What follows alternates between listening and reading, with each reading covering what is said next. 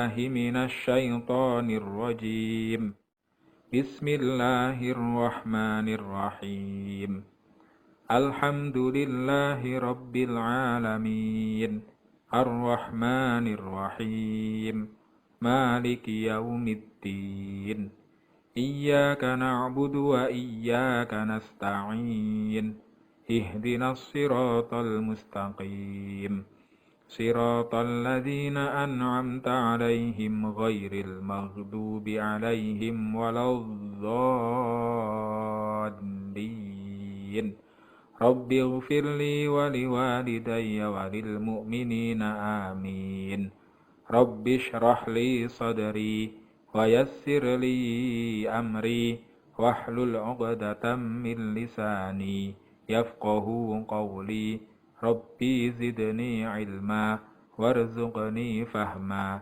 آمين يا رب العالمين.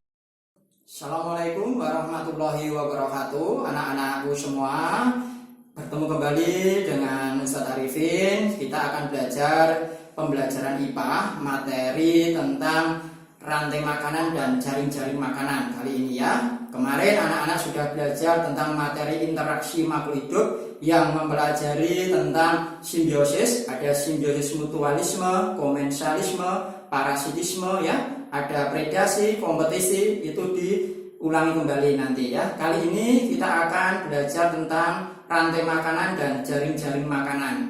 Disimak video berikut ini ya. Rantai makanan dan jaring-jaring makanan. Setiap makhluk hidup memerlukan makanan untuk memperoleh energi. Energi diperlukan makhluk hidup agar dapat melakukan aktivitas. Oleh karena itu, terbentuk interaksi makan dan dimakan antar makhluk hidup yang disebut rantai makanan. Nah, ini ya anak-anak. Jadi pengertian rantai makanan adalah interaksi makan dan dimakan antar makhluk hidup. Nah, itu diingat-ingat ya anak-anak semuanya. Kita lanjutkan. Dalam lingkungan, beberapa rantai makanan dapat membentuk hubungan makan dan dimakan yang lebih kompleks, yang kita sebut dengan jaring-jaring makanan. Nah, jadi kalau pengertian jaring-jaring makanan tadi intinya adalah kumpulan dari rantai makanan. Nah, rantai makanan ya membentuk suatu jaring-jaring makanan, kumpulan.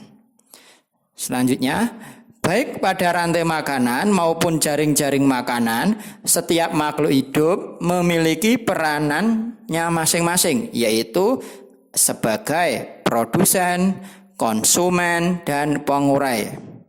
Mari kita bahas yang produsen terlebih dahulu. Diperhatikan semuanya.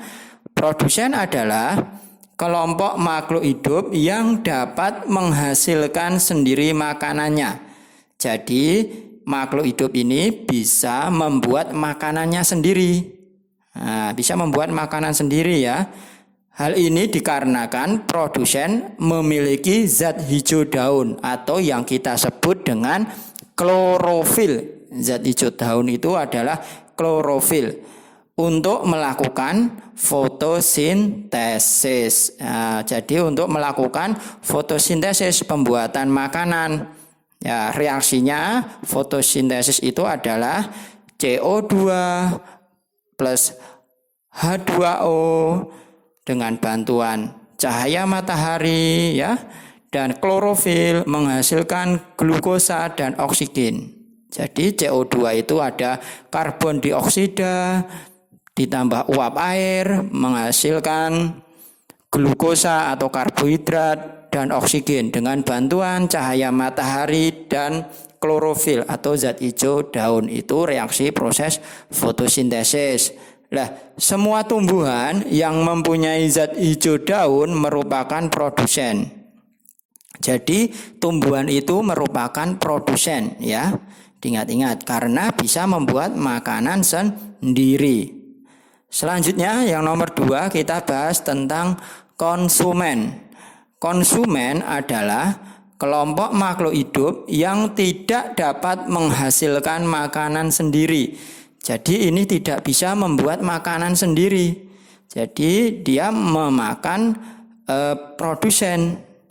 Konsumen ini nanti dibagi menjadi ada konsumen 1, ada konsumen 2, dan seterusnya hingga konsumen puncak. Yang pertama konsumen 1. Kelompok hewan ini adalah hewan herbivora. Jadi hewan pemakan tumbuhan yang memakan produsen. Konsumen 1 itu adalah yang memakan produsen, sehingga disebut dengan hewan herbivora, hewan pemakan tumbuhan. Konsumen 2 itu adalah kelompok hewan karnivora, hewan pemakan daging, karena konsumen 2 ini memakan konsumen 1, maka kita sebut dengan hewan karnivora, hewan pemakan daging. Selanjutnya ada konsumen puncak, ya, konsumen 3, 4, itu konsumen puncak, kelompok hewan karnivora yang tidak ada pemangsanya lagi. Jadi tidak ada pemangsanya lagi konsumen puncak. Selanjutnya ada pengurai. Pengurai adalah kelompok makhluk hidup seperti jamur, bakteri, cacing, mikroorganisme, ya, yang menguraikan sisa tubuh makhluk hidup yang sudah mati. Jadi pengurai ini memakan makhluk hidup yang sudah mati, diuraikan nanti. Nah, ini diperhatikan anak-anak. Tadi Ustadz sudah menjelaskan tentang rantai makanan dan jaring-jaring makanan. Sekarang saya jelaskan, ini ada gambar rantai makanan pada ekosistem sawah. Diperhatikan gambarnya. Ini ada produsen, ya, produsennya itu adalah rumput. Rumput dimakan oleh belalang, ya. Nah, belalang ini adalah sebagai konsumen pertama atau konsumen 1 yang memakan produsen. Maka tadi kita sebut dengan hewan herbivora karena memakan tumbuhan. Terus belalang dimakan oleh tikus, ya. Tikus ini termasuk konsumen 2, ya. Maka kita sebut dengan hewan karnivora tadi karena memakan konsumen 1. Nah, tikus dimakan oleh ular. Ular ini juga hewan karnivora, ya, karena memakan tikus. Ular dimakan oleh burung elang. Ini adalah konsumen puncak atau konsumen keempat, ya, tertinggi. Nah, selanjutnya burung elang dimakan atau diuraikan oleh pengurai. Ya, kalau burung elang sudah mati, nanti ini dimakan atau diuraikan oleh pengurai. Nah, kembali lagi ke pengurai, nanti tanahnya menjadi subur, ya, diuraikan kembali ke produsen, ke daun. Jadi siklusnya adalah berputar. Itu adalah contoh dari rantai makanan, ya, di ekosistem sawah. Nah, selanjutnya ada contoh gambar rantai makanan pada ekosistem hutan, di hutan, ya.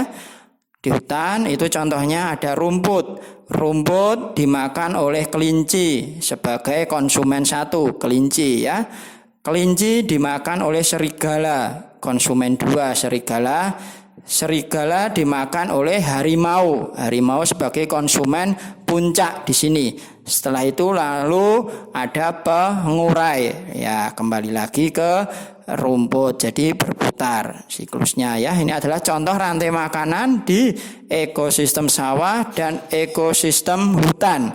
Ada contoh lain, ada ekosistem danau nanti, ya, kolam nanti dipelajari anak-anak. Jadi ini Ustadz berikan 2 contoh tentang rantai makanan yang ada di ekosistem sawah dan ekosistem hutan. Selanjutnya tadi kita sudah belajar rantai makanan, kita masuk ke jaring-jaring makanan. Tadi sudah saya jelaskan, ya. Ini ada gambarnya, tolong diperhatikan. Tadi jaring-jaring makanan itu adalah kumpulan dari berbagai macam rantai makanan. Nah, ini ada berbagai macam rantai makanan berkumpul membentuk namanya jaring-jaring makanan. Contohnya di sini ada tumbuhan dimakan oleh kelinci, kelinci dimakan oleh rubah. Ada lagi tumbuhan dimakan oleh tikus, tikus dimakan oleh rubah, ya. Tumbuhan dimakan oleh burung pemakan biji, burung pemakan biji bisa dimakan rubah, bisa dimakan elang, ya. Tumbuhan dimakan oleh belalang, belalang dimakan laba-laba, laba-laba bisa dimakan ular, ular dimakan elang. Jadi di sini ada berbagai macam rantai makanan berkumpul membentuk suatu jaring-jaring makanan.